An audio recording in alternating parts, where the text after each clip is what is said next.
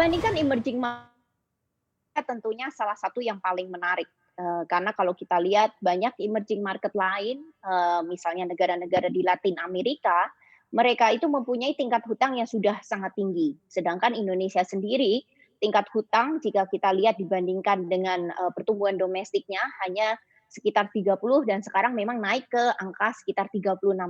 Tapi ini tentunya dibandingkan dengan emerging market yang lain, itu, nilainya masih cukup rendah.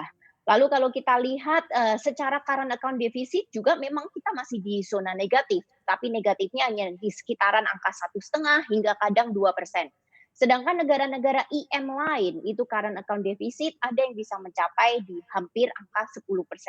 Jadi melihat dari kondisi makro, kita itu termasuk salah satu yang one of the best class in emerging market, class.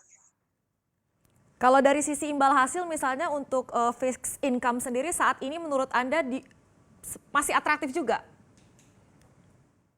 Masih atraktif, karena memang, secara yield kita itu masih salah satu yang, cukup tinggi dengan, situasi makro kita yang lebih baik ketimbang negara-negara lain seperti Argentina, yang memang tinggi for a reason, gitu. Karena fluktuasi dari mata uang mereka juga sangat severe, reliance dari minyaknya juga lebih besar, begitu. Jadi mungkin kita harus membandingkan kita lebih ke India, di mana kita juga bersaing dengan India dalam mencari dana-dana asing untuk membeli obligasi kita.